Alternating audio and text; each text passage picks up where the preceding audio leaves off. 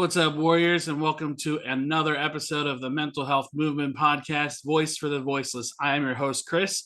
Today we have a returning guest. He was on my episode that we did on music and mental health. Vince, what's going on, man? How you doing? What's going on, brother? Doing good today. How are you? Good, man. Good. I'm happy that I got you on here, especially for September, because as I mentioned in my last podcast, September is a very near and dear month to me because it's Suicide Prevention Month. And knowing how passionate you are about mental health, as am I felt like you were the next best guest to bring on here. So thank you again for being on here. For sure, brother. So before we get started, as many of you, hopefully all of you, because I know there's some younger listeners who may not have been born yet. Um, Today is 9/11. 21 years ago, we had the biggest event happen in this country. The Twin Towers were attacked. And I just wanted to read a little something before the podcast began for 9/11. And I'm going to do the same for the very end of the podcast instead of my weekly quote. So let me just read this to you guys really quick, and then we'll kick off the podcast. 21 years ago, 246 people went to sleep in preparation for their morning flights. 2,319 went to sleep in, or 2,319 people went to sleep in preparation for work the next morning.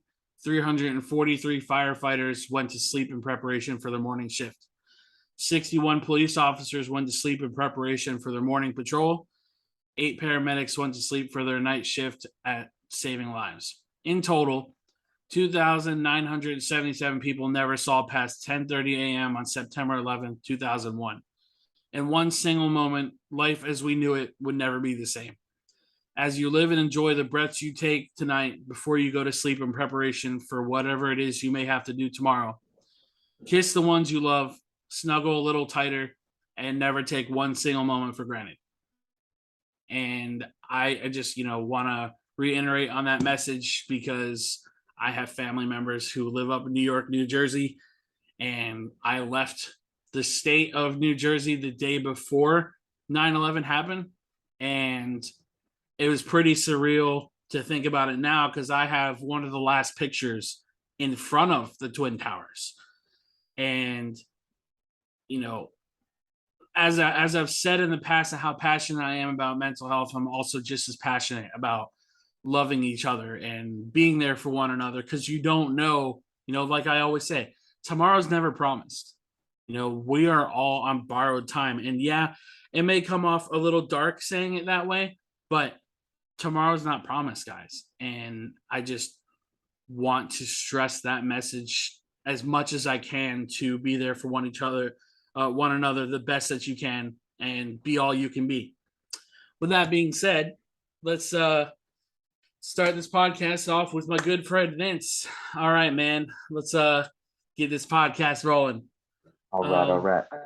all right. So the first question I had for you: what do you feel is the biggest stigma for men in terms of mental health? And do you feel the expectations of being a man are too high sometimes? The biggest stigma, man. So to be honest, in my opinion, it's the fact that like we feel we can't talk about what's going on. Like I when I was growing up, I was told to hide my emotions, keep them inside. Like don't fucking let them out. Don't talk about it. Like biggest thing was my parents, if I was crying, they'd be like, I'll give you a reason to cry about. Like there it to me it was growing up in a way that you weren't allowed to show your emotions. You're not supposed to show your emotions. You're the man, you're the strong guy. Like you have to be that person that does that. And that's what I feel is the biggest stigma. Cause like I don't know if you watch UFC and shit, but that fight that went down when Paddington from overseas and shit, and he won, and then he did his whole speech on it because his friend died the day before. Nobody talks about what's going on in their lives. Nobody talks about the problems that they're facing, issues that they're dealing with. Like us as men, we keep it bottled up Right. until that shit just pops and everybody feels the wrath that's been going on inside. You know what I'm saying? Uh, as far as like the expectations, I feel like, what was that question again? So, like, do you feel like the expectations of being a man are too high sometimes? Sometimes, yeah, because if you get into the older school, old school generational type of people where they're like, you're the breadwinner, you have to be making all the money, you have to provide for everything, you have to do this, you have to do that. Then you get to the younger generation, our age, the ones below us, where like they're like, nah, fuck that, equal separation of this shit. You take on this half, you take on this half. There's different expectations, so it's been hard for me to realize is the fact that like I don't have to do all of this by myself, which I just been trying to do it all by myself, but it doesn't have to be that way, and that's the hardest part for me to realize is the fact that like those expectations that were set by these generations before us, they've gone out the window. Like we're in a different world where like the man doesn't have to do all this shit anymore, you know? And I know growing up, my dad, he would work all the overtime and shit. Just so, I mean, until I was like 12, he was a single parent. So he worked 2 to 3 jobs just trying to make ends meet. And I kind of took that on myself when I became a dad and was like, I'm going to work all this time, all this, I'm going to work these 2 to 3 jobs all the time just so I can make sure everybody else is good. When in fact, that it didn't benefit anything really. It kind of more so fucked a lot of things up, but it happened. Right. It's interesting that you bring up the old school mentality of how our generation has kind of improved on that. And I feel, yeah, we're in a better place than I feel like our parents were mentally. But I also feel like that old school mentality is still very there and very transparent about, you know, the man is supposed to be the rock of the family. We're supposed to be the providers. We're supposed to do this. We're supposed to do that.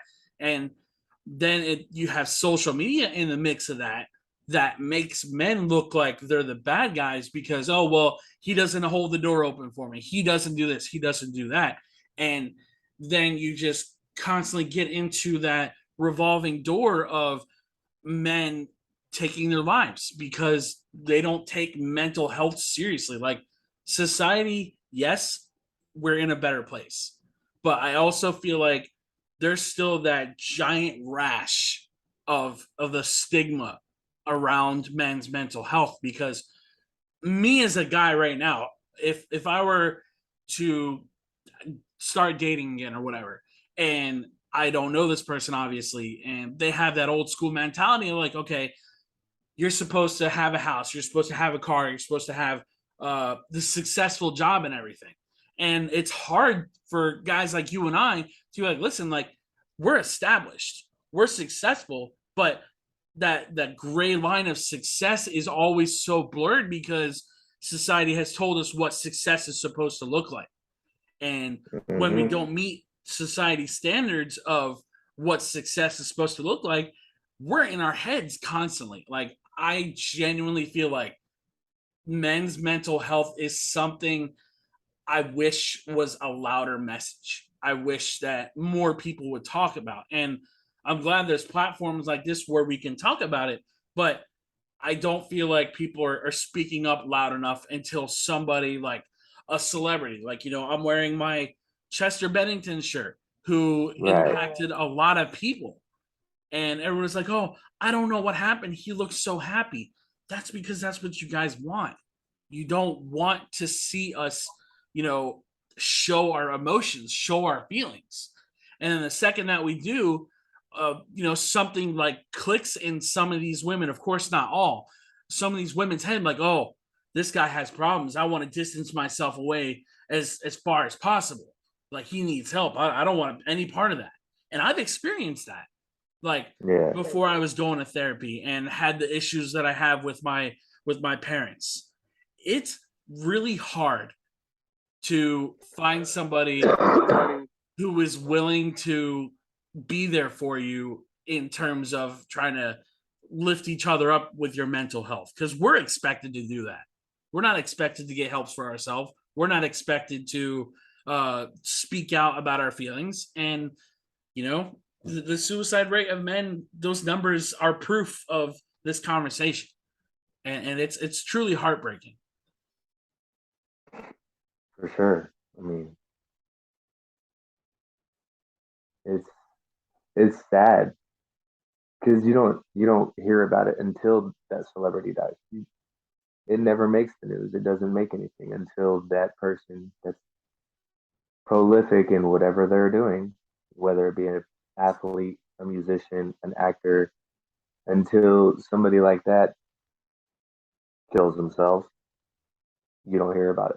Right. And that's the fucked up thing. Yeah, it's definitely one of those conversations that I get very passionate about, and when I try to talk to some people about it, it's just kind of more of a deflecting thing where it's like, oh well, men are supposed to be strong, we're supposed to do this, this, and this. It's like, listen, like I'm trying to tell you the struggles that I go through as a man, and Yeah. either we're not heard or it's just brushed under the rug. Yeah. And that's why I feel like most relationships don't last in today's age. Most marriages don't last in today's age because now that men have found their voice and talk about what they're feeling and talk about what they're going through. I mean, shit, this probably goes back to early 1900s of guys that were going through this shit. We don't speak of when we were cheated on. We just took her back because that's what society tells us we should do is forgive and forget. Mm-hmm. Meanwhile, we have that demon in the back of our head saying, listen, she doesn't love you because she went to this person. What am I doing wrong? What's wrong with me? And Mm-hmm. catch my breath. I get really heated. Hey, you good? And it's just it's frustrating, man. And I'm glad that we can have this kind of conversation nowadays and be able to openly talk about this stuff because as a kid, I couldn't talk about any of this. I was told my whole life what I couldn't do. And now Yep. that I've discovered therapy, now that I've discovered uh, the journey that I'm on, it's just one of those things where it's trial and error, you know. Yeah. So the second question I had for you: what was your experience in getting a therapist, and would you be open to another therapist? Like, where are you at with that journey? So, all right. Uh, it was good. Don't get me wrong. Like, dude, dude was cool. There's a little more to that backstory, but I'll get into that with you on another Yeah, uh thing. But I liked it. It was very good for me to see what I grew up thinking that I just had this normal ass childhood, right? Normal ass life. Like, oh, everybody does this shit. Everybody's been through this. Like, everybody's done it. So it's normal. Everybody's dealt with it. Until I actually started talking to it. And the dude was kind of like, what the fuck, bro? Like, I was like, oh, so that's not normal. Cool. Got it. Fuck me. Right. Yeah. It was a good eye opener to the fact that like the things that I thought was normal was very much not so. And like there was just it was the opening to the years and years and years of trauma that just helped me figure out where I needed to go. Now we both know I don't haven't been to therapy in a while. Uh but I did buy a motorcycle a couple weeks back and my buddy goes to that same therapist and he was like, hey, what are you doing this? He was asking my friend, what are you doing this weekend? He's like, oh, I'm taking Vince to go get a motorcycle, blah, blah, blah, blah, blah. And he's like, oh, hey, you should tell him to come back to therapy. And I was like, well, like, you have my number. You could just call me and see what's up. But I digress. Uh, my buddy was like, look, you don't understand. Like, this works. The talking works, but the motorcycle is his actual therapy. That's where he does all of his thinking. Like, it is really, though, like that in the gym. And I know that's not a healthy way of doing it, but I can clear my mind and have a lot more better thought process Yeah. going to the gym and taking those long rides and just getting out there than I do actually talking to somebody. Yeah, I And mean, I don't know I why. feel that misconception of therapy being the be all end all to help somebody is, it's I feel most people when they think of therapy, it's like, oh well, this is the only kind of therapy I can do is see this person in person or like a video therapy session. But therapy doesn't have to be with a therapist. Yeah, Like the gym, I don't think either one of those things that you said are unhealthy at all. If it works for you, if it helps you clear your mind, dude, that's what therapy is. Therapy is there to help you clear your thoughts, to help you process everything that's going on in your life and how you want to address it. Now, when you look at the flip side of seeing a therapist, it's one of those things where it's coming up with a plan to heal, is what yeah, seeing a therapist is. If you feel that the gym and riding your motorcycle are doing those things, I say it every podcast and I'll say it this podcast too. Seeing a therapist is not for everybody.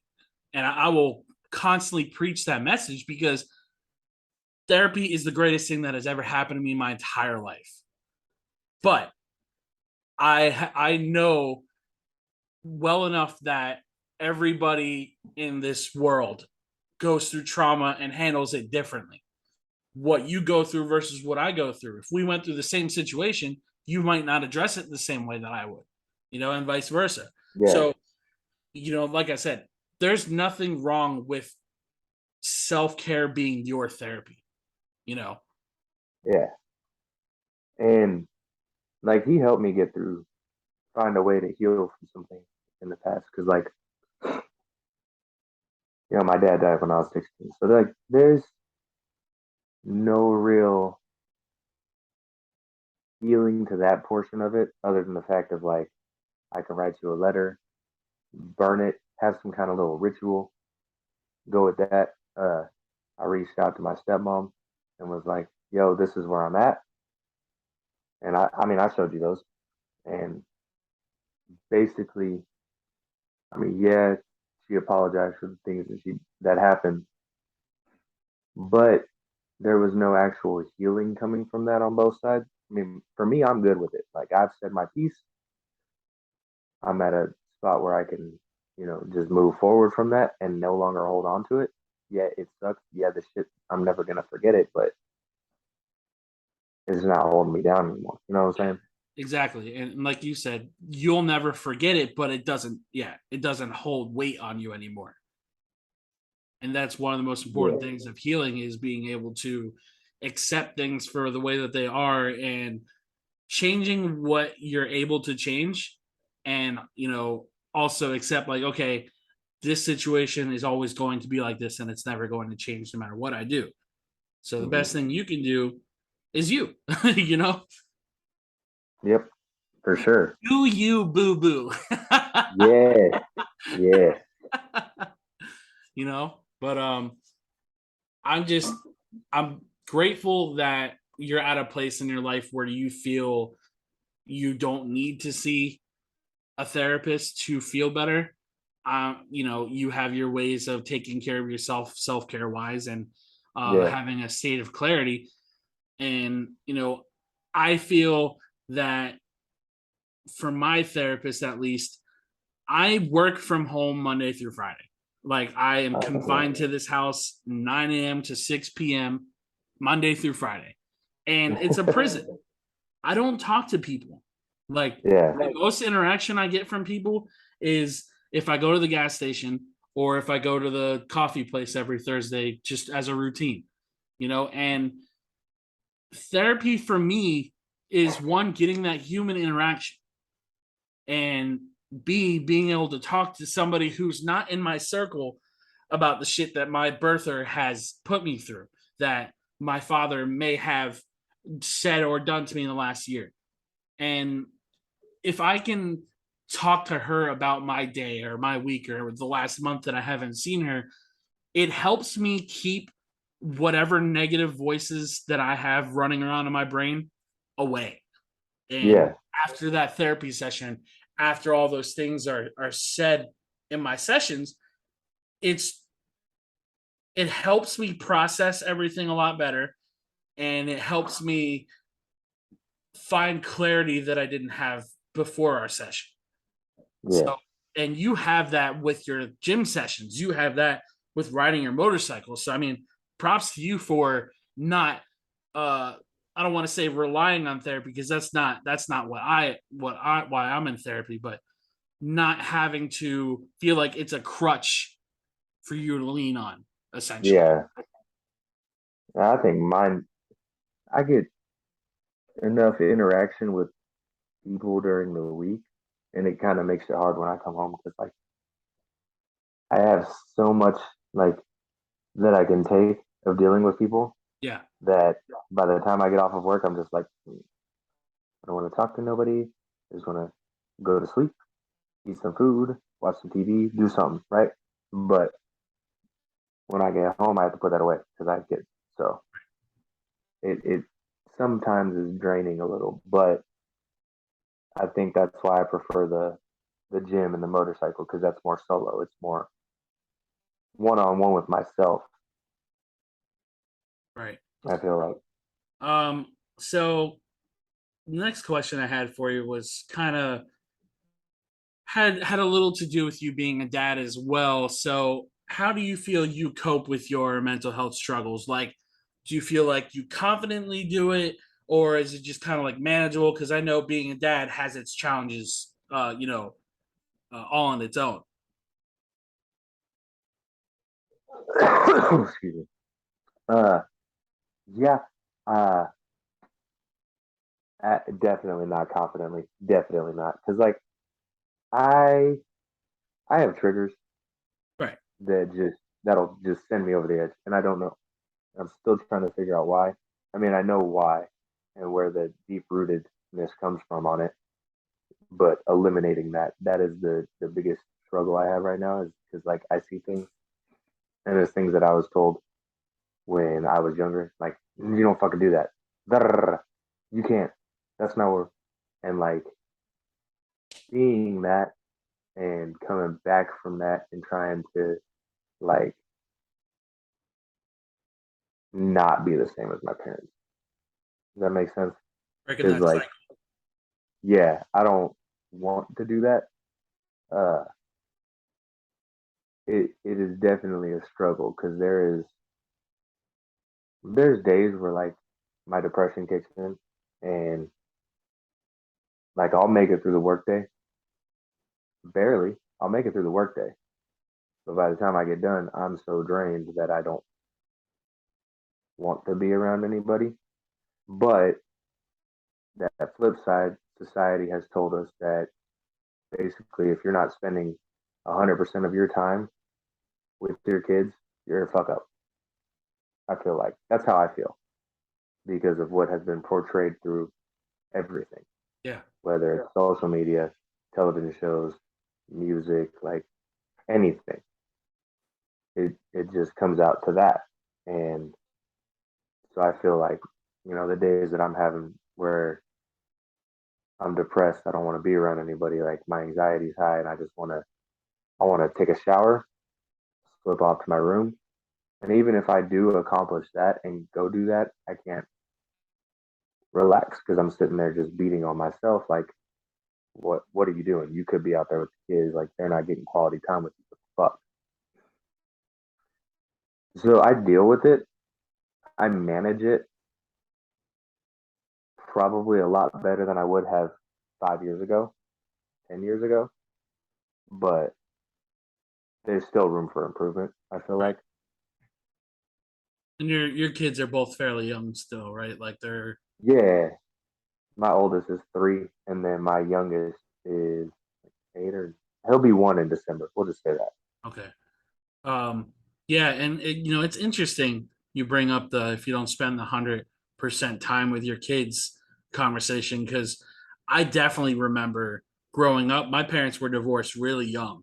I was 8 years old when they divorced, and my brother was 4. My sister was just born, and I remember that my birther would constantly shit on my dad for not being there, or oh well he's an hour late, or he works too much, or this and this about your father. And that was something that really affected me to the point of where I would get in fights with friends who would go on their Facebook, who would go on their MySpace, or not MySpace because we were all really young then, so more Facebook, um, saying out, "Oh well, my ex did this with kids, and he's a deadbeat, and this and this." I'm like, listen, your trauma, everything you went through with that guy is 100% valid. And I'm not saying it's not.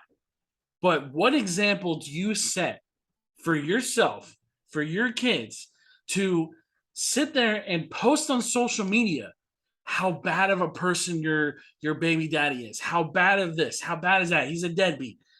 But on the flip side, if you were to do that, if I were to do that, if my dad were able to do that, we are the antichrist. We are the worst human beings in the world. Again, that's Mm-hmm. another stigma that is very real that I feel is severely frustrating. That society looks at men as, if you're going through relationship problems, or if you're in a breakup and you happen to be a father, if you're not there 100% of the time, if you're not picking up them from school or whatever it is, you're a piece of garbage and you deserve to be treated as such. And Yep. something I wish this society would get better at, because certain situations, sure, if the kids are in danger, if she's in danger of this guy, okay, I get it. But again, keep it off of social media. It doesn't need to be there. And maybe that's just me talking crazy. But No, no, I completely agree because I see a bunch of people that are just always talking about how their baby daddy's a piece of shit or how their baby mom was a piece of shit. And I'm like, let me put it from my perspective. Me and my wife, we didn't work out, right? We realized that we weren't good for each other. I'm not gonna sit there.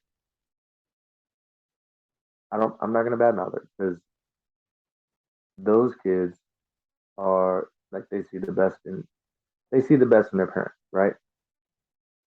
So I'm not gonna put a false image of their parent in them. Like that's just not what's it's not cool. And you can't sit there and badmouth them because if you start sitting there and badmouthing them, then the kid's gonna start badmouthing them. And now they've got this hatred. Like I grew up with that, bro. Like my dad did not like my mom at all. And there's a lot of different stories that go around, and all I can do is piece together from what I've heard from like 17 different people. Because right. Jesus, but like I've heard so many different stories that it's just like Who do you believe? now I'm seeing, yeah, you really don't know who to believe. So you can only pick and you can take each story and then go from it and build that like this is where things are starting to line up and this is how and I'm not gonna be the one that I don't want to be the one that uh does shit like that because like I was that kid where their parent was talking shit on the other parent and it's not cool Right. because then they grow up hating that other parent and like then they hear another version of the story where it's like what the fuck. Right. So My sister grew up not liking my dad because of things my mom would tell her. My sister yeah, lives in New Jersey with my mom, and fast forward to 2022 when my sister came down here, I think in May, June, something like that. Um, Basically, my mom had whispered in my sister's ear all 22 years of her life about things my dad said, things my dad did. So when my sister came down here, she's like, I'm really nervous to see dad. What if he hates me? Blah, blah, blah. And I'm like, Kayla, like, go just talk to him. And my dad called me after she got done visiting. And he's like, me and your sister, we sat down, we talked for like 2 hours. And she asked me all the questions about things mom has told her. And I told her the truth. She's like, my dad said, I didn't defend myself because what point is there to defend myself and then badmouth her to you? That's not what I want to do. So, yeah, my dad did bash my mom sometimes. And not to say none of it was justified because my mom and dad fought probably almost all 30 years of my life, almost all 30. Yeah. And all my life, I heard my mom talk shit about my dad and say that I'm a piece of shit like my father, and just so many things that I've heard while I was however old kid watching and just recording in the back of my mind like the things that my mom had said or done. And fast forward to now, I can acknowledge that she is just a narcissistic manipulative person, and she's done that to my sister and she's done that to me. Luckily my brother grew up with my dad. Not to say it was like the perfect environment, because it wasn't, but my brother thankfully got away from her claws. She Yeah. didn't poison his mind at all with anything. Like, I Yeah. remember when I was 14 and I got caught smoking weed in high school, and I got Mm. suspended for like 2 days because I left the campus. And the corporal found us in like these little swamplands where there was like a bench and everything that some kids had brought in. And I got suspended for skipping lunch. And they searched my bag, had a dog on me and everything. Um, my mom had me terrified of what my dad was gonna say. So I didn't talk to him for like 3 months because of my mom. And um, fast forward to now, there's so many things my mom lied to me about, uh, that my dad never said or never did. But on the other hand, I've seen things my dad has done that I wouldn't consider, him being a role model of a parent. As a parent, obviously, as you know, there's no such thing as a perfect parent. My No. parents were nowhere near perfect. I would say my dad tried more to be a parent than my mom did, but like I said, just that bashing shit, man. My whole life, and it pisses me off seeing it on social media, and that's a trigger for me. I cannot Yeah. stand seeing, because I remember getting to a gigantic fight on somebody's post. They were bashing their baby daddy and everything. I'm like, listen, this doesn't need to be on social media. And all her friends attacked me over it, saying, "Oh, well, he's not a good person. He's this. He's that. He's this." And I said, that's all fine that he's all those things, but why does it need to be everybody else's business? Right. And oh God, man, it's something I wish that was never invented with social media sometimes, because good Lord, it's so toxic. Yeah. I go back and forth on wanting to delete all of my shit. If it wasn't for this mental health stuff, I would probably do the same, but I like to keep this platform and keep the message going. So, Right. you know, um, so what does the suicide prevention month mean to you? How do you feel you contribute to the awareness of September? Man. And you don't have to get like you don't have to dig into like any stories that might like cause you any like stress or anything. Just Nah. Uh, so like for me, back in like 2017, I tried to unalive myself unsuccessfully because obviously I'm still here. But yeah, uh, I was in a really dark spot, probation, all that shit. Uh, but now that like that was 5 years ago. So now I'm more of like I have a lot of friends that will reach out. and I like to say I don't have any friends, but I have a lot of friends that will reach out uh, when they are having those thoughts, when they are very much in a dark spot and are thinking about it or all that. I have a lot of guy friends that when I confront them about it, and they're like, "We're guys, we don't talk about that." And I'm like, "But we can," and I'm giving you that opportunity right now. And to me, it's more of the if I can reach out and help somebody in some way to not do it, then I feel like I've done what I need to do. And that's pretty much what it means to me. If I can help somebody make it through another day when they're having a bad day, because I needed that at some point, then I feel like I'm doing good. when my when my brother Santi, before he passed away, we have this mutual friend, Jose, who grew up in a very religious home, very, there's a reason for everything, and God tells you Mm-hmm. that you have depression and all this stuff, blah blah blah. His friend Jose was never allowed to talk about how he felt about depression because of being in that highly religious, stressful environment where it's just like that's taboo. We don't talk about Mm-hmm. it. And okay, you're feeling suicidal, go pray, or you have depression, go pray. And that's what he was told his entire life. So fast forward to a couple of years ago, um, my second attempt, thankfully, it was unsuccessful.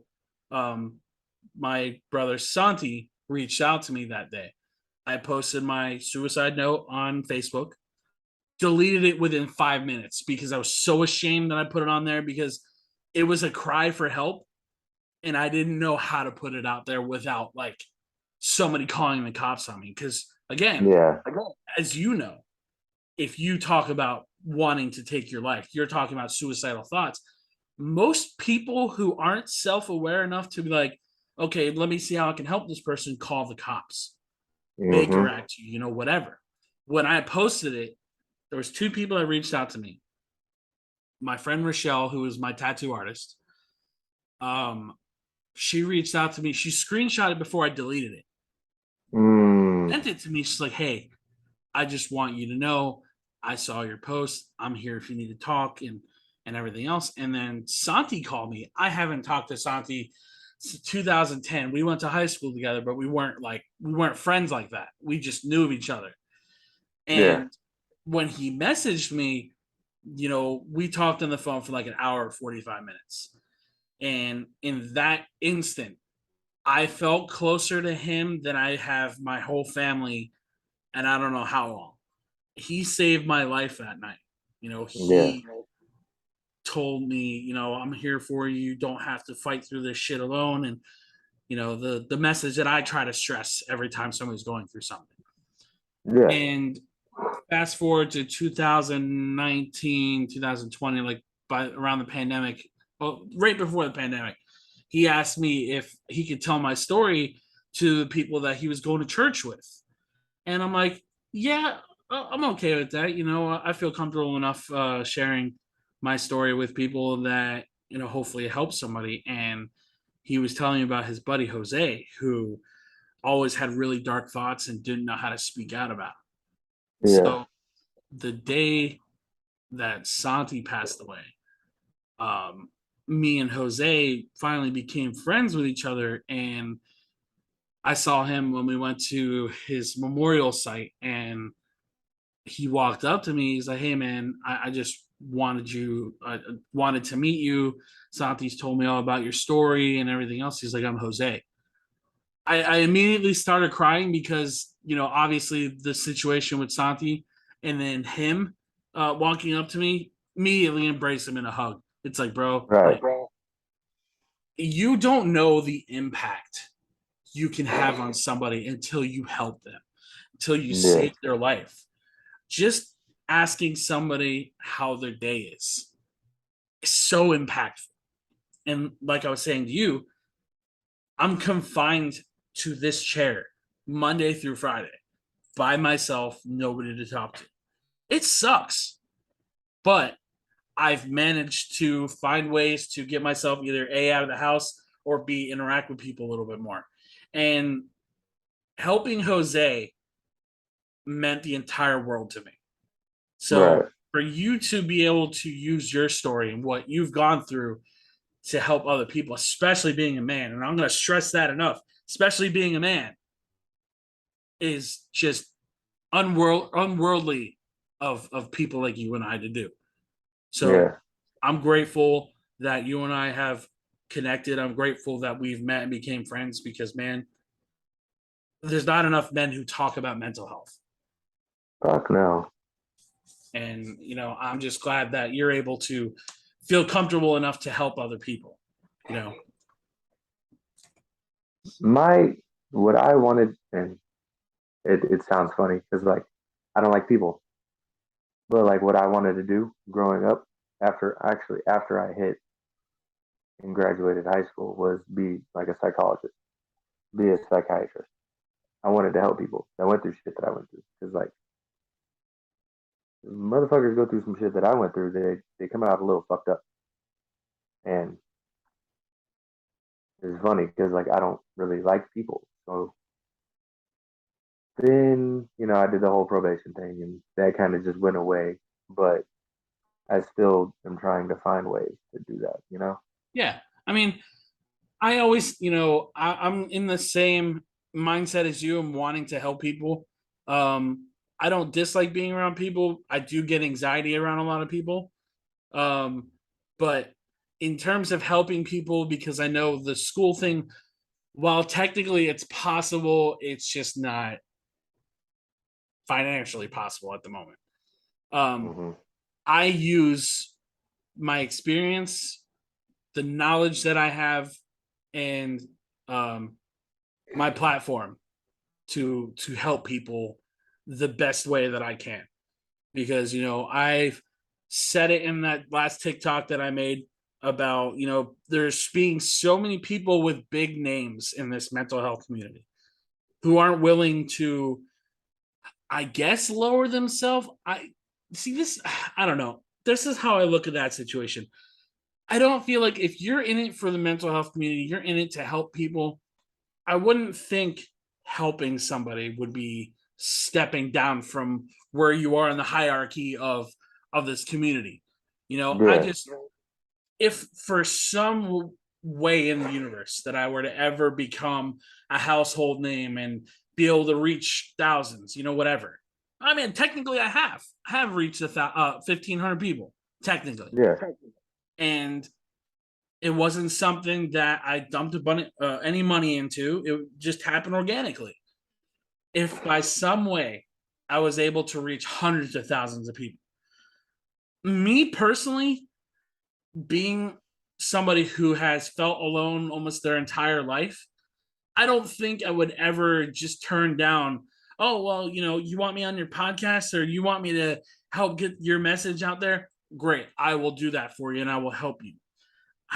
It bothers me so much that so many people in this community either A, do it for the money, which, I'm not saying don't do it for the money. If you can make it doing what you love, great. But yeah, do it for just the money and not for helping people is absolutely absurd, you know? Um, but we got people like you and I who, we don't charge people to give them advice, man, like, or just to be there for people. And yeah, that's what I would think being a mental health advocate is about, is just being there for somebody. And if they ask for advice, sure. If they want resources, great. But I don't know. It's a whole big thing, man. It's a lot of frustration. Um, how do you remember feeling when you were becoming aware of your mental health struggles? Like, was there a point in your life or an event that happened in your life where a light switch went on? It's like, wow, I have all of these things that I struggle with. So let me, I guess, get the help for myself. yeah. Actually, so from like 2015 till 2019, I worked for a restaurant back in Dalhart, Texas. It was called X10 in Texas, and great place to work. Great place to work. doing that kind of work, doing the chef work, the culinary work, all of that, it's very high stress. It's very, there's a lot of expectations on you, right? And I came to be known as the guy that would yell and cuss at people and make them feel bad about themselves. Like I came to be known as that guy. Like the Gordon Ramsay that you see in the Right, television right, shows, right. that was me. That I'm just I was that way. So it was at that point where like the two owners, one of the owner's sons, like they all kind of sat me down and were like, "Hey, you got some anger issues that you need to work through, and like we're just asking you to tone it down a bit. Like there's something going on with you. There's a lot of things built up." And then one of the owner's wives, like we talked, and her son kind of talked to me, and they were like, "We think you should go into therapy. Like there's a lot of shit going on. Your dad died. You got shot. Like your dad died when you were 16. You got shot when you were 17 and almost died. Like there's a lot of shit going on." And it was at that point where like I started to realize that I didn't really start to tone myself back till after 2019. I got off probation. I moved to Lubbock, Texas, and worked for a guy named Thomas down there. And he kind of worked with me and was like, "Look, I get it. These are stressful situations. This is how we're going to work." And he actually worked with me and was like, "We're going to do it like this, and it's just going to flow smoothly." And then my kid, like my firstborn, came, and I kind of had to dial it all the way back. You know, I was I do slip up a lot with like getting angry over stupid shit, and I know it's stupid shit, but to him, it's not stupid shit. Like that's he's a kid. He gets enjoyment out of little things, and I'm like,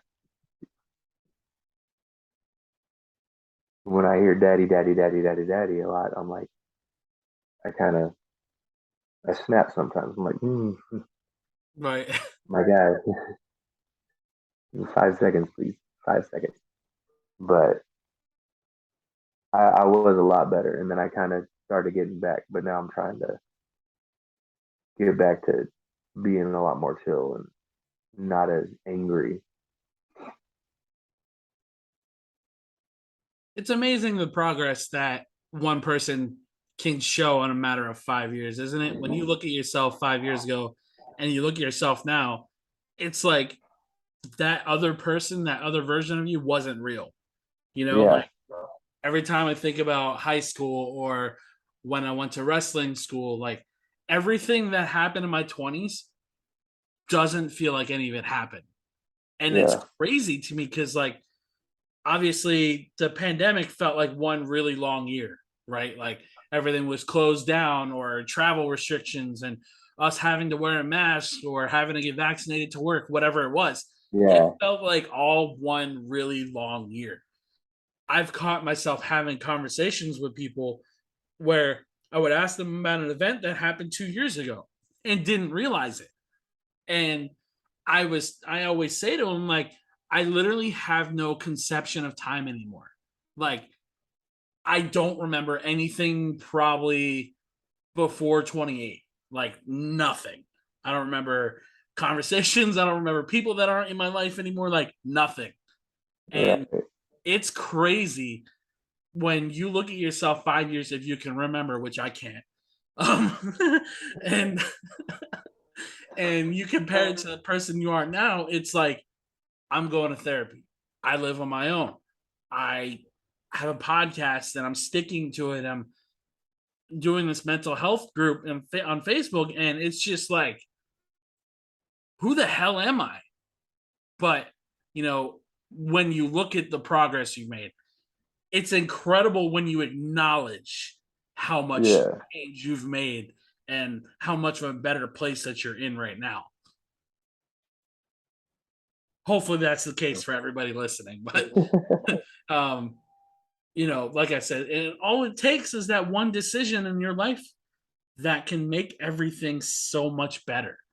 That one conversation you have with a friend, that one time you reach out to a therapist, the one concert you go to and meet your hero. Mm. And oh, we're gonna get to that. We're gonna get to that conversation. It's not a question I wrote down, but we're gonna get to that. Um, just that one person that you met can immediately change the blueprint of your life, the blueprint of your future, you know. And it's amazing when you talk about your journey 5 years ago compared to now, and every day's a lesson for us essentially. Yeah, for sure. Oh, dude, 5 years ago, I didn't even know if I was gonna be fucking free Right. right now. Like, I was living. Hold on one second. I was living basically each day, uh, like just trying to make it by because I had so many rules to follow that I didn't. It, you get on probation, you get given a bunch of rules, right? There's so many that, I mean, it's hard to follow every single one of them. They hand you a packet and it's got 200 something rules in it. So you're like, am I able to do this? Like, is this going to be feasible? So, I mean, 5 years ago, I didn't even know if I'd be out right now. Yeah. Yeah. It's, you know, I always, go ahead. no, no, go ahead. I always thought that I was going to end up getting my probation revoked and sent off. And, I was on a probation where like you you finish it and they take it off your record or it shows up as an arrest called deferred. But if you fuck up, they send you for the max that it could have been. So for me, that would have been 20 years. So like I lived every day just like I can't fuck up, I can't fuck up, I can't fuck up. If I do, then I ain't gonna be around. Right. So It's good. It's good you made it through that, man. I'm sure it wasn't an easy lesson, or easy time in your life, but fast forward to now, I'm grateful to call you a friend, and I'm grateful that you made it through, man. I couldn't imagine how hard that was. You know. Um, oh, what is the most important lesson you want to teach your family when it comes to their mental health, or in this case, your kids? the biggest thing we're teaching to them is to speak up if something's bothering them. Right now, like the main thing for them is that's their body. If they don't want to give people hugs, don't give them a hug. If you don't want to give them a kiss, don't give them a kiss. Like, and it's weird to you've got all these people from the older generations, like the ones before us and stuff, where like they're like, give me a hug, and you're like, I'm okay, I'm good. I don't feel like I want to right now. Then they go and give you one, right?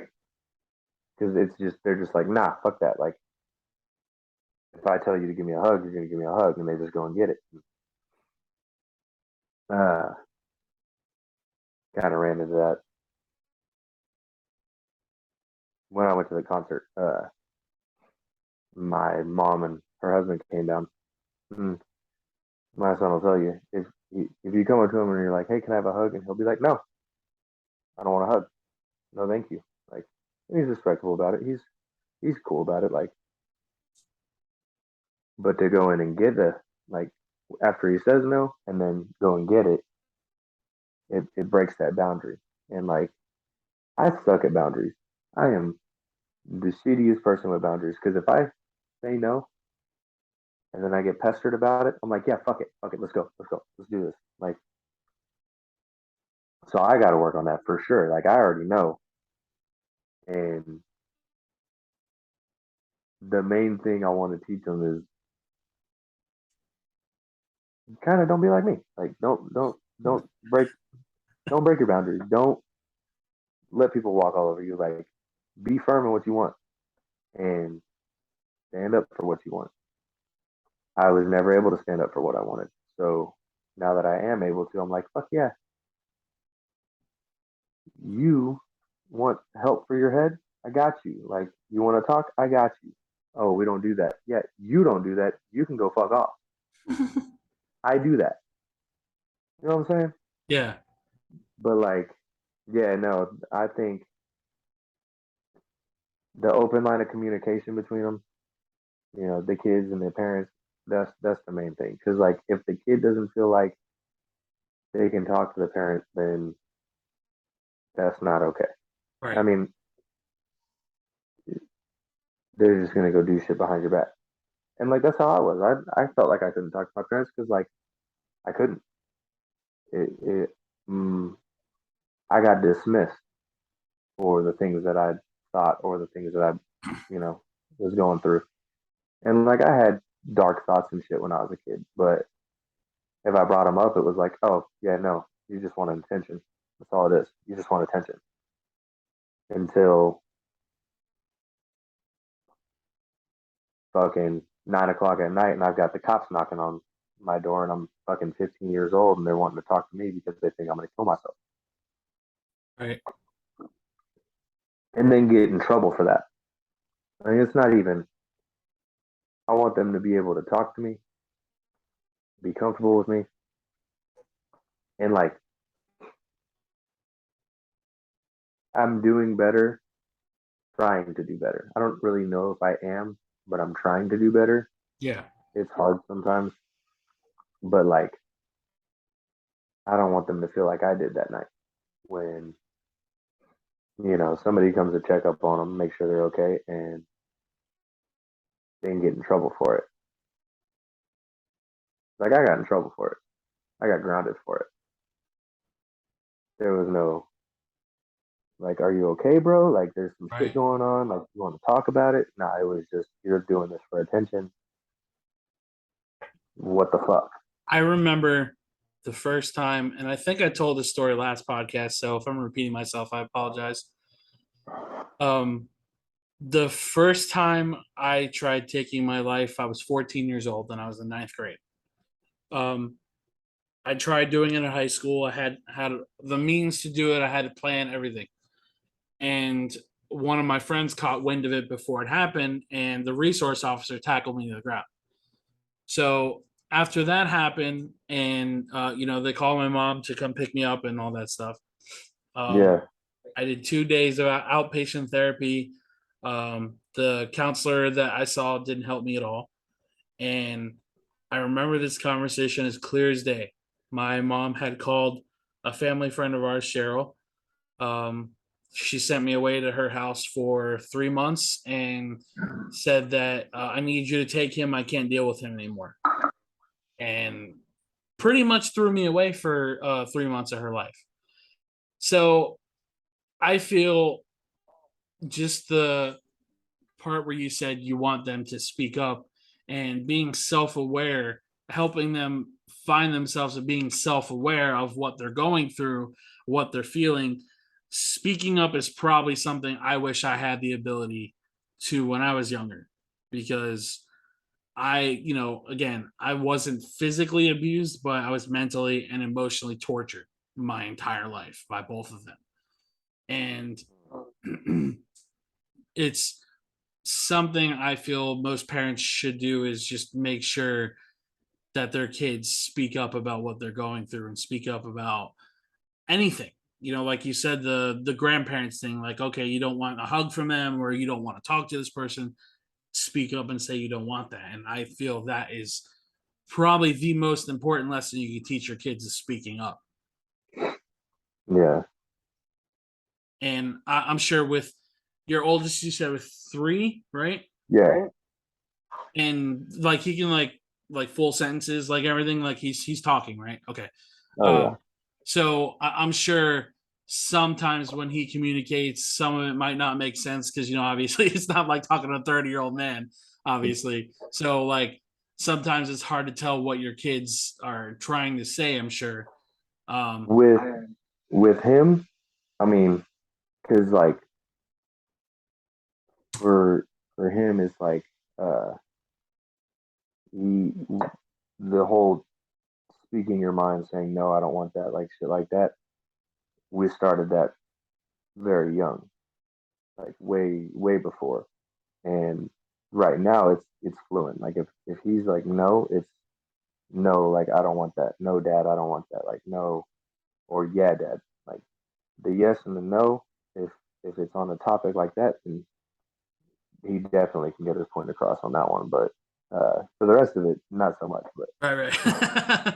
Well, I mean, as long as you got the basics of them speaking out, I feel that's super important. So I'm happy to hear that there's parents out there that at least try to help their kids speak their minds and not try to bury their feelings or anything for their own needs. So, yeah, um, do you use your journey to help what you experience to help others? Which I know we kind of went over about you talking to your friends. yeah. Like, do you ever like trying to think of the right word? Are you ever involved like directly in certain people's lives about with their struggles? Like say somebody says, "Hey, bro, like I'm going through addiction right now, and I really need somebody's help. Can you be there for me?" Have you ever been put in that situation where you had to like, I don't want to say hover over them, but like make sure that they're following through with whatever you guys were talking about? No, I haven't. Uh, I haven't actually. Just it's more so been on like the uh, if they want to talk. Um, I do have a couple friends back home in Arizona that are going through rehab right now, and I've reached out to them and I check up with one of them. I've got him on Snap, and I check up with him almost every other day. Try to just to see how he's doing, where he's at, like make sure he knows that there's people there for him. That's pretty much it, really, that I've been helping with or helped with.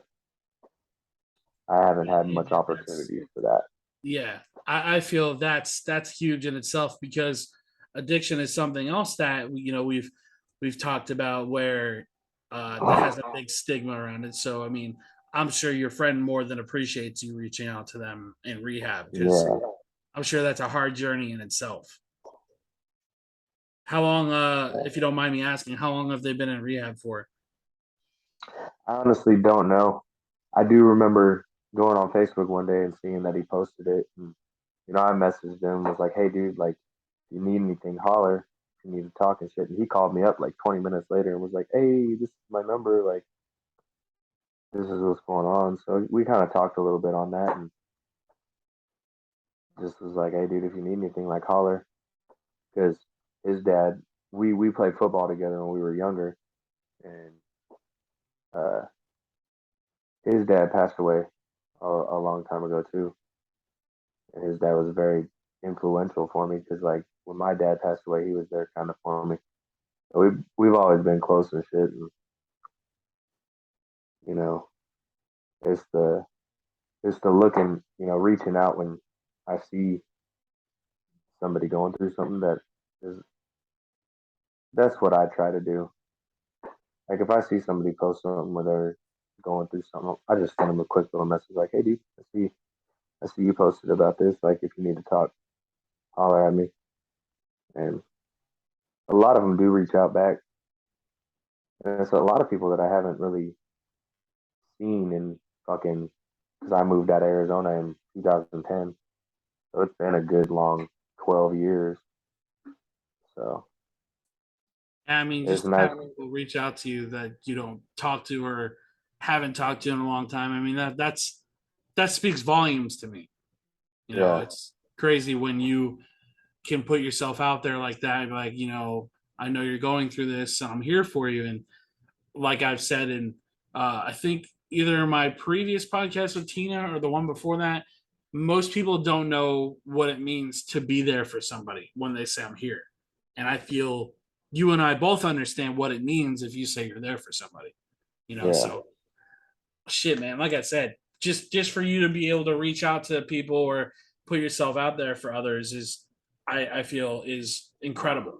You know, um, what is the biggest challenge you feel you face dealing with your mental health? Like, is there a certain thing that goes on through your week where it makes it impossible to take care of yourself, or um, it's a constant hurdle? Uh, so like in my house, talking about depression and all that, I call it the spicy sadness. It's like Right. it's the spicy sadness, right? And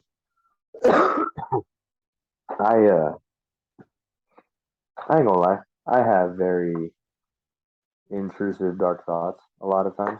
Normally when I'm driving down the road, doesn't happen when I'm on the motorcycle, so that's a plus. But uh, I think it's that I have some thoughts from sometimes just like it'd be a lot better if I wasn't here, you know. But then I kind of snap out of that, and I'm like, this gives me. I have shit that I got to get done. Like I'm not done here. I'm not done in this world. And It's that positive self talk, man.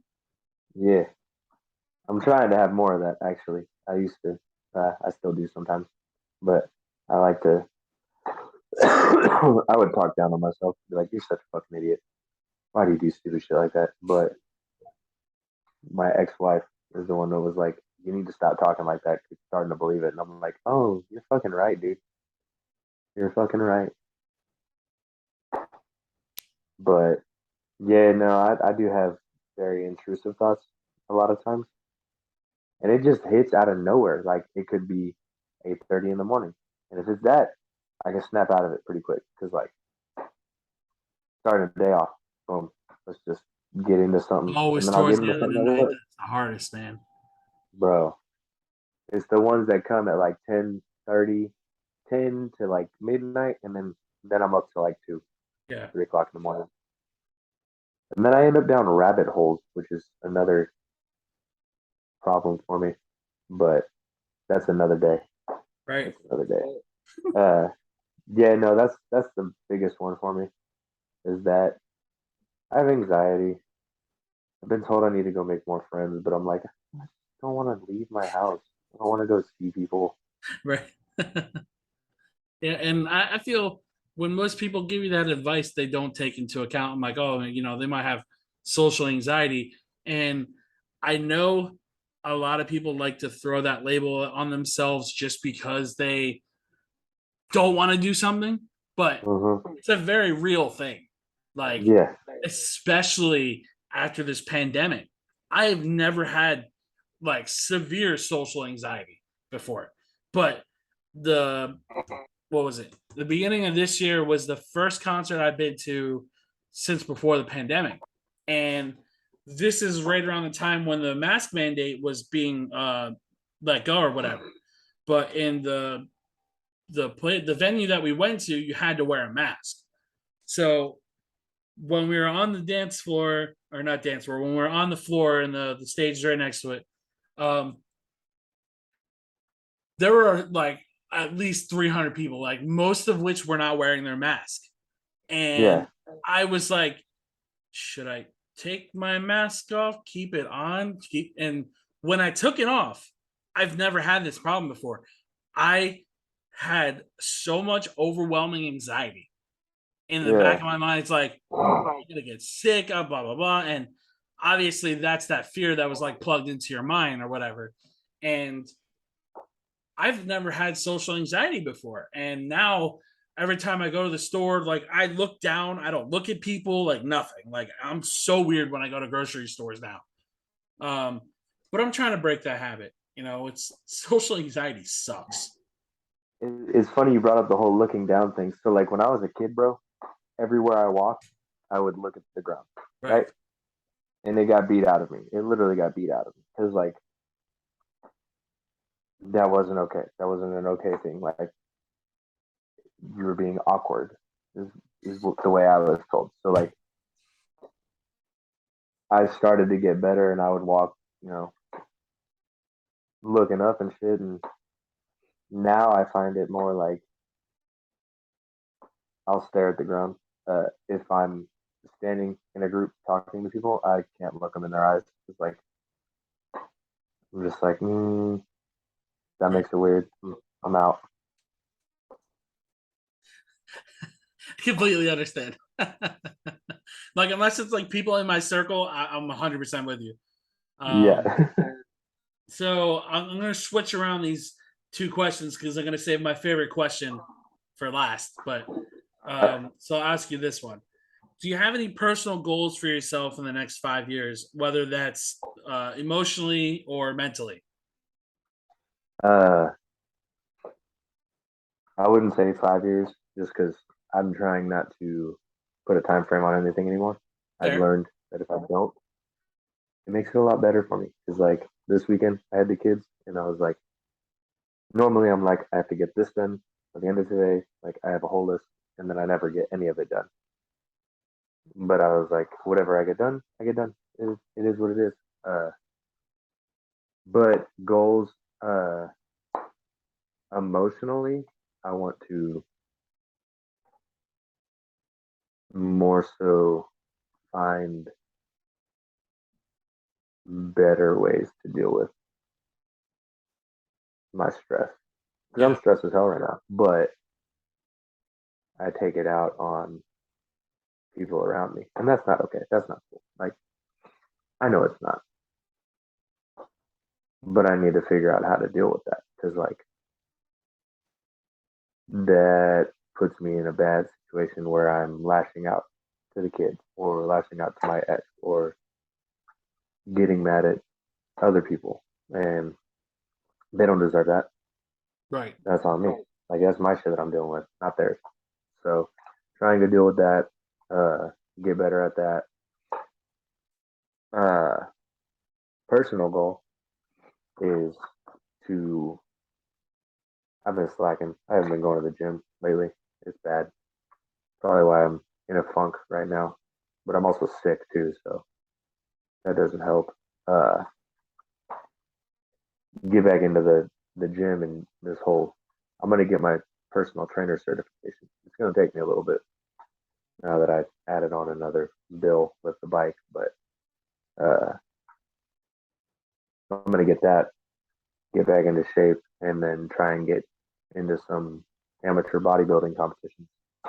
See if I can do that kind of supplement because I already do supplement with being an affiliate for workout supplement programs.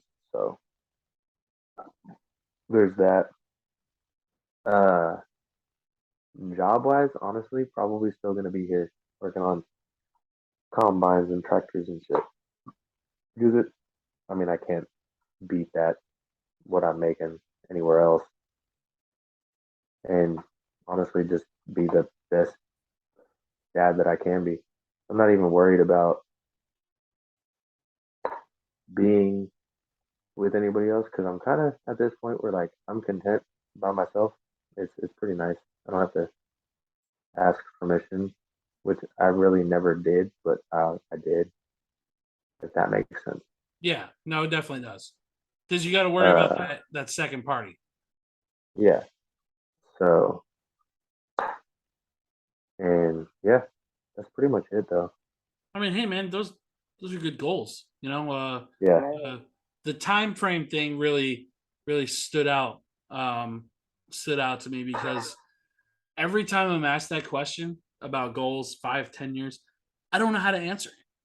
I don't know like, oh well, I want to be a millionaire. You know what I mean? Like you get those silly answers. Like that's just me. Like my goofy ass can't ever answer something seriously at first, but like if I'm asked what I want in 5 years or where I want to be in 5 years, it's hard to put things on a time frame because back to our earlier conversation about uh, us being on borrowed time. Like, okay, you can start working out today, lose all this weight, and then the next day that you finally meet your goal, you pass away. You get really sick. Yeah. Whatever it is, and most people don't have that in the back of their mind, and I get it. I'm not telling you to worry about the day that you're gonna pass away, but like I feel if you put less of a time frame, like you said, less of a checklist, less of a I got to get this done by this day mentality, you can live a more peaceful and happier life and work on you. Like, yeah, there's Yeah. nothing wrong with having that checklist of what you need to get done. But like you said, the time frame thing I think is terrific because already being a high stress mentality and anxiety and all that stuff that's already in your head, adding that time frame mentality, I'm sure doesn't make it any better. So Nah. I'm I'm I'm happy you brought up that time frame thing because it's something that I feel most people that ask that question of what do you want to be in 5 years or what did you want to be when you grew up? And I can honestly say to this day, I never thought about what I wanted to be growing up ever, not once. At Oh, least I not that I did. remember.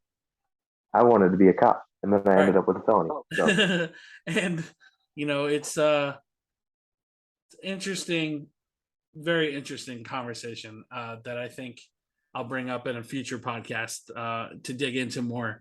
But so the last question I had for you, and this is my favorite question that I wrote on here. Being a big fan of music, like you are, do you feel you listen for the message of the music, or do you just listen to it for like noise to calm you down? And does it keep you mentally in a good place? yes. uh, as far as the listening for the message and the noise, I listen for both Right, because sometimes I'm looking for that message, and other times I'm looking for that noise to keep me from losing my shit. And I normally have music going a lot. I wouldn't say all the time, just because at the house I have kids. Uh, but probably when I'm on my own with the kids and like they're at my house and shit, and it's just me and those two. Like, yeah, I'm gonna have music going, probably lowly in the background, but I'm gonna have it going just because I can I focus better. If I'm right, at work and I'm tearing into something, getting it you know broken down, then put back together, like I had met with my bosses and was like, they gave me an evaluation and shit. And like I straight out was they were like, "You have any questions?" And I was like, "Yeah, I just have one question. What's up on headphones? Because like your boy can't do this with no music. And like I like country music and all, but I can't listen to that all day long." So they were like, "Yeah, if you just have one headphone." And I was like I can throw a headphone in and I'll be good. I'll focus. Like tunnel vision, get it done. And the music helps me focus, but when I'm in a state of mind where I'm, depressed or something, there is the music that has a meaning to it that just helps me get out of it. And I think I sent it to you, but I Prevail's new album, every song on that hoe, every single song was every song on that hoe's a banger. incredible. I was mind blown listening to the whole thing. Like when they dropped their first song, you know how they like do one at a time and then they drop the album. Yes. When they put out Body Bag, I was Oof. really unsure about the song because I wanted to hear more of the other singer instead of just Eric. Yeah. And when I go back to listen to it now, it's like a whole new meaning because you listen to the entire album and there's a message there in like every Yep. song. Um, and so to add on top of this question, same format. What do you go concerts like when you go to concerts? Do you go there to just have a good time, or are you like trying to like listen to like every word and sing your heart out with that? Because for me, I love the entire aspect of concerts, like the intermission, everything. Yeah. Uh, I I love it. I love every minute of it. Like the one I went to 2 weeks ago or whatever, how long ago it was. That was a very emotional day for me. Like I cried. I fucking cried when Falling in Reverse did their whole set. I cried. It was over there. I did miss the entire first band because like I got there, Who was they the didn't first open band up again? Bad Wolves, which I wasn't too It's worried about. fine. It's fine. Uh, but they They didn't open the gates till like 50 minutes after they were supposed to. Yeah, because it was raining and shit, and it was That outside. makes sense. And but they started it on time. So when they were supposed to open the gates, an hour after that was when they were supposed to was when they started it. No They way. started the show on time. Oh So no. I get through the gates. I go grab a bite because I'm hungry. I forget, and I always tell myself like I'm not buying food at concerts because like it's You expensive smell as that shit. food, it's like I gotta get that. Yeah, and then I get there and I'm like I'm hungry. Oh, and I'm over 21. I need a beer for this. It may be Yeah, $15 for a little can, but I'm gonna get it. right. And I got there and I went to the first merch stand, which they didn't even have anything out. Of course not. They were like, "Oh, we're still setting up," and I was like, "Y'all been here for all day, and we even got set back 50 minutes, and you can't have this out." So I went to the other. There was only two stands. I went to the other stand to wait for it, and it took 50 minutes for me to get the shirt, just one shirt. Jesus. That's how long the line was. So yeah, I missed all of Bad Wolves. Then Hollywood Undead was on after that, and like I know a lot of people aren't fans of Hollywood Undead. There are some songs that I like, I They have vibe to some more really because good they do songs. have, I agree. yeah, like they have a lot of songs that do touch on the mental health shit, and I'm like, those are the ones that I really vibe to. Then Ronnie comes out, and I'm like, yes, Didn't he that was kick the off that with was what song did he start off with? uh I want to say it was Zombified. Yeah, no, because he had an intro. His intro was like talking about the state of emergency and zombies and all sorts of shit. And then he came out with that song. I love it. That was sick. But like that was the only reason I really went to that concert was for Falling in Reverse. Right. I didn't go to see Papa Roach. I didn't go really to see Hollywood. I've seen Hollywood Undead. Like I've already seen them. I didn't go. Definitely didn't go to see Bad Wolves. I like Bad Wolves, but like Falling in Reverse was the main reason. And You couldn't pay me to go see Bad Wolves in concert. yeah, So, a little background behind why I don't like Bad Wolves, really quick. okay, So, they covered a Linkin Park song, I and do remember you know how Chester sounds. Like that. Yes, everything sounds like his whole heart is in his music. There's a certain pace to their songs. This yes. man came out like he was covering the Cranberries song again on a Linkin Park song. I'm like, bruh, no, shut this off. And I remember my friend playing it. I said, please shut this off or I'm going to jump out of the car. Like, it was so bad that I would never in my life listen to them ever again. And they have one good song, but that was with when Tommy was still part of their band. And Yeah. now that they have this new guy, I still don't want to listen to him. So there's that. Uh, But yeah. to touch on your comment about the environment of uh, concerts. So obviously, you know how they have the intermission and they usually have a radio playing on in the background. Yeah. So in the very first concert I went to this year was Set It Off, Stand Atlantic, As It Is, and No Love for the Middle Child. And Yeah. they had In the End play on the radio right before I think Set It Off before they played. The entire place was singing word for word that song. That came on, Yeah. and I think Chop Suey came on like a couple songs after that. And I was standing next to this guy who was my age. He was probably like 29, 30, just like I was. We started belting Chop Suey together. Like, like there was only like four or five of us singing every single word to all of those songs. And God, man, like concerts are an environment that is so special. Yeah. Like whether it's the actual band you're there for or it's the intermission that goes on, whatever. Even the meet and greets, man. Like Yeah. meeting from Ashes to New was the highlight of my entire freaking life. Like the fact that the lead singer remembered my name blew my freaking mind. Fuck And yeah. you know, it's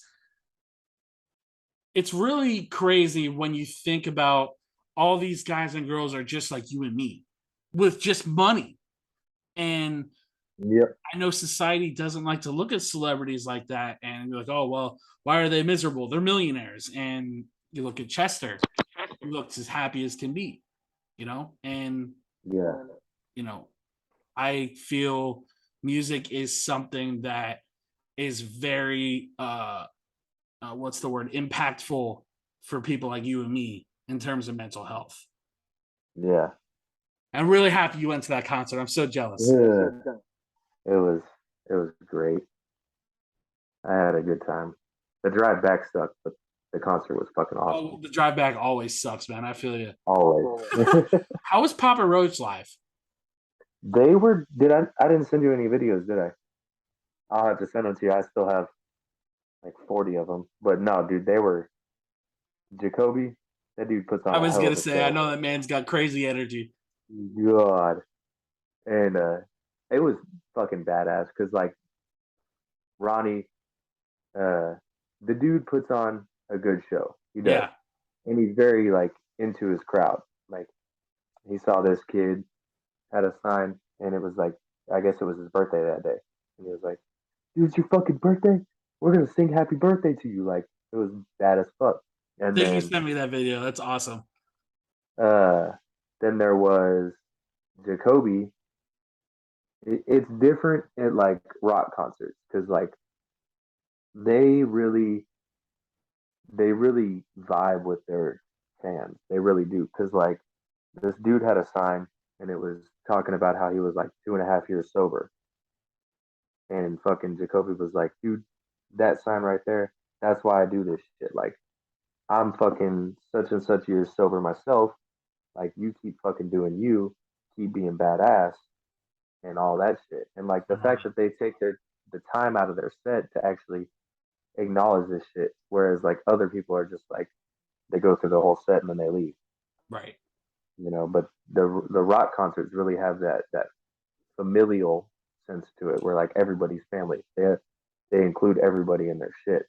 Fucking, uh, I was in line waiting for a shirt, and this group of girls they had gone to the meet and greet shit, and one of them was like, she wasn't bragging, but she was just telling her story where she was. They were talking to Ronnie and shit, and she was like, "I spent all of my rent money to get to this concert, like," and he fucking Venmoed her like $300. What? Yeah, yes. It's incredible. I'm like, it's they don't do it for the fame. They do it for their fan base, and you can tell through their lyrics and shit. Like they're not doing it to talk about this, to talk about it to get views and to talk Yeah. about it to make hits. They're doing it to talk about to relate to them. If there's anybody, and I apologize to anybody who's listening to this episode for constantly name dropping this man, but I think Chester was one of the best examples of a human being. I don't know if you've Oh ever yeah, seen the video of him singing one of his songs. I think it was in London or somewhere overseas. There was a handicapped woman front row against the gate. You know, she had all blocked off so nobody would trample her or anything. Chester goes down and sings the song right next to her, like word for word, like did the entire song right next to her. And I love seeing stuff like that. Like, yeah, I see some country artists do it. I don't really see it too much from the hip hop rap community too much, but I yeah, also don't really look for that stuff there. But it's always incredible seeing how interactive rock artists are with their fans because I've witnessed that firsthand too. You know, yeah. and I had the drumstick thrown to me. I mean, all that stuff. It's great stuff, man. I love music. I'm so passionate about music. Okay, I was watching a TikTok the other day of a Falling in Reverse concert, and some dude was climbing a tree, and like he stopped his mid song, and he was like, "What the fuck are you doing?" And just was like, "Don't fucking fall, because then we got to stop the whole show." That was great. Ronnie's great, man. But so we are reaching the end of the podcast. I just want to say thank you again, Vince, for being on here. Greatly Yes, appreciate sir. it. We had a very productive, strong conversation. I love this podcast. This one was really good for me. Um, at the end of every podcast, I'd like to read a quote um, having to do with the topics that we covered. But today being 9/11, I wanted to read another 9/11 post, if you're okay with that, Vince. Yeah. Um, so the head of a company survived 9/11 because his son started kindergarten. Another man was alive because it was his turn to bring donuts. One woman was late because her alarm clock didn't go off on time. Another was late, stuck on the New Jersey Turnpike because of an accident and his life was spared. One missed his bus. One spilled food on her clothes and had to take time to change. One's car wouldn't start. One couldn't get a taxi. One went back to answer the house phone. A man who put on a new pair of shoes that morning developed a blister before he got to the towers. So he stopped at a drugstore to buy a band aid. When you're stuck in traffic, oversleep, miss your ride, all the little things that annoy you, maybe you're exactly where you're meant to be at that very moment. May all who perished on 9/11 2001 rest in eternal peace, and may the loved ones still grieving find strength. Never forget. And Never forget. never forget, man. Incredible. Thank you again, Vince. I think this Yeah. was a great podcast. Hope to have you on again soon. Yes, sir. And for my listeners, thank you guys so much for tuning in. Stay tuned for my next episode. This one will drop on September 20th. As always, be well and be gentle with yourselves. Take care, guys.